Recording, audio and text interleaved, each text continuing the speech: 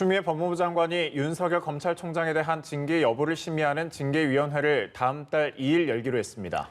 네, 윤 총장이 출석을 요구했는데요. 대검찰청에 나가 있는 취재기자 연결해 자세히 알아보겠습니다. 강은나래 기자 전해주시죠. 네, 추미애 장관이 윤석열 총장에 대한 징계위원회를 다음 달 2일 오후에 개최합니다. 법무부는 징계 혐의자인 검찰총장 윤석열 또는 특별 변호인의 출석을 통지하도록 했다면서 이 같은 사실을 기자단에 공지했습니다. 징계위는 장관 외 차관 그리고 장관이 위촉한 검사와 외부위원 5명 등 모두 7명으로 구성됩니다.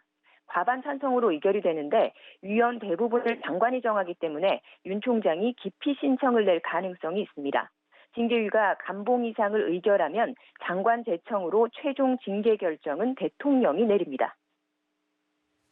네, 윤석열 총장은 법적 대응에 착수한 상태죠. 네, 그렇습니다. 윤석열 총장은 추미애 장관이 내린 직무정지 조치 효력을 멈춰달라며 어젯밤 법원에 집행정지 신청을 냈습니다.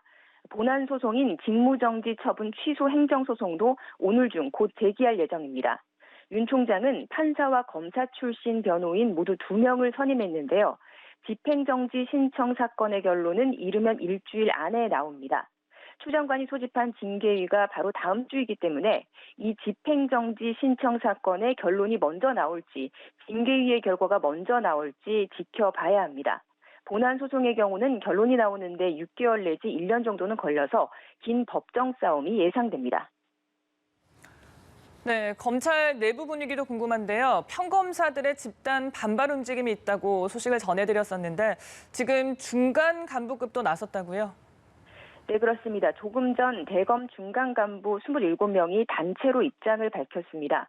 검찰 내부 게시판에 올린 입장문에서 총장에 대한 징계 청구와 직무집행 정지는 적법 절차를 따르지 않고 충분한 진상 확인 과정도 없이 이루어져 위법 부당하다면서 추 장관에게 조치를 제고해 줄 것을 요청했습니다.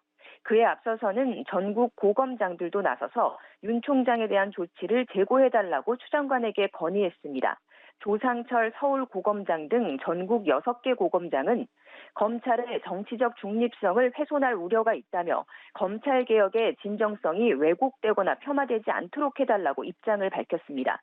어제 평검사들을 중심으로 시작된 집단행동 움직임이 검찰 전체로 확대되는 모양새입니다. 대검검찰 연구관 30여 명이 단체 입장문을 냈고 부산지검 동부지청을 시작으로 평검사 회의가 오늘 전국 곳곳에서 열리고 있습니다. 네, 추 장관이 제기한 윤 총장의 혐의 중에 이른바 판사 사찰 보고서를 놓고 점점 시끄러워지는 것 같습니다. 어제 압수수색까지 진행됐죠? 네, 맞습니다. 말씀하신 판사 사찰 의혹과 관련해서 앞서 추 장관은 추가 감찰 지시를 내렸습니다.